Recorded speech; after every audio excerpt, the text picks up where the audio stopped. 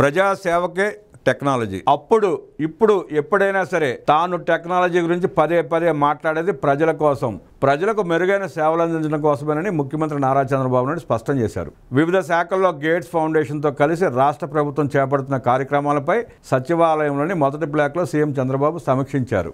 వ్యవసాయం, విద్య, వైద్యం, పర్యావరణం, ఇన్ఫ్రా, ఆర్టీజీఎస్, స్వర్ణాంధ్ర విజన్ 2047, ప్రభుత్వ పాలనలో ఉద్యోగుల కెపాసిటీ బిల్డింగ్ వంటి అంశాల్లో గేట్స్ ఫౌండేషన్తో కలిసి రాష్ట్ర ప్రభుత్వం పనిచేస్తోంది.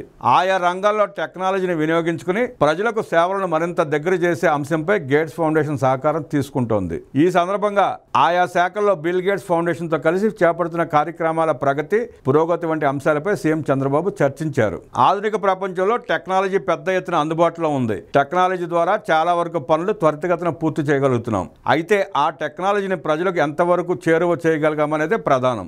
రాష్ట్ర ప్రభుత్వం వాట్సాప్ గవర్నెన్స్ ద్వారా ప్రజలకు సేవలు అందిస్తోంది. ఆగస్టు 15 నాటికి దాదాపు 95 నుంచి 97% ప్రభుత్వ సేవలు ప్రజలకు ఆన్లైన్లోనే అందుబాటులోకి వస్తాయి. ఈ సేవలను ప్రజలకు అందుబాటులోకి తీసుకురావడంతో పాటు వారికి అర్థమయ్యేలా అవగాహన కల్పించాల్సిన అవసరం ఉంది. బిల్ గేట్స్ ఫౌండేషన్ వద్ద ప్రపంచవ్యాప్తంగా ఆయా రంగాల్లో అనుసరించే విధానాలకు సంబంధించిన సమాచారం ఉంటుంది.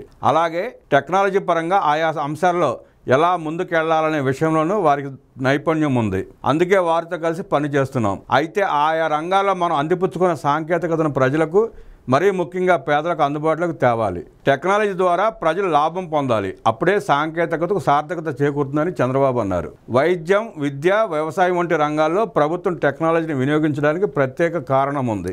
ఈ రంగాలు ప్రజలు, పేదలకు అత్యంత అవసరమైనవి. రాను రాను వైద్యం అనేది సామాన్యునికి భారంగా మారుతోంది. ప్రజలపై వైద్య ఖర్చులు భారం తగ్గాలి. కొన్ని రోగాలకు కోట్లాది రూపాయల మేర డబ్బులు అవసరమవుతున్నాయి. అందుకే ఆరోగ్య రంగాన్ని టెక్నాలజీతో అనుసంధానించే అంశంపై దృష్టి పెట్టాం. ప్రతి 6 నెలలకు ఒకసారి ప్రజలకు రక్త పరీక్షలు చేపట్టాలి. రోగాలు ఏమైనా వచ్చే అవకాశం ఉందా అనేది ముందుగానే గుర్తించాలి. ఆ డేటా ఆధారంగా ప్రజలు ముందుగానే ఆరోగ్య సలహాలు, సూచనలు అందించేలా చూడాలి. ప్రజల హెల్త్ రికార్డులను డిజిటలైజ్ చేయడం ద్వారా వారికి కావాల్సిన వైద్య సేవలు, సూచనలు అందించాలి. ప్రతిరోజు వ్యాయామం, యోగా వంటివి చేస్తే సగం రోగాలు తగ్గిపోతాయి. అలాగే మన ఆరోగ్య పద్ధతులు మార్చుకుంటే రోగాలు దరిచేరవు. ఇక పుట్టిన పిల్లల వైకల్యం మొదలుకొని పోషకాహార లోపాలు ఏమైనా ఉన్నాయా అనే విషయాన్ని గుర్తించగలగాలి. దీనికోసం కేర్ అండ్ గ్రో విధానాన్ని అనుసరిస్తున్నాం. ఎవరెవరికి ఏ ఆరోగ్యకరమైన ఇబ్బందులు ఉన్నాయో తెలుసుకుని వారిని నిరంతరం మానిటర్ చేసేలా చూడాలి. ఆఫ్లైన్, ఆన్లైన్ మెడికల్ కన్సల్టేషన్ ఉండాలి. తక్కువ ఖర్చుతో వైద్యం అందాలి. ఇదంతా చేయాలంటే డేటా అవసరం. అది టెక్నాలజీతోనే సాధ్యం. ఆయుష్మాన్ భారత్ డేటా మిషన్తో మన దగ్గరున్న డేటాను అనుసంధానం చేసుకోవాలి. ఇక విద్యా ప్రమాణాలు మెరుగుపడాలన్న నేటి తరంలో టెక్నాలజీ వినియోగం చాలా అవసరం. నాణ్యమైన విద్యను తక్కువ ఖర్చుతో పేదలకు, మధ్యతరగతి ప్రజలకు ఎలా అందించాలనే అంశాలను పరిశీలించాలి. ఇది టెక్నాలజీతో సులువవుతుంది.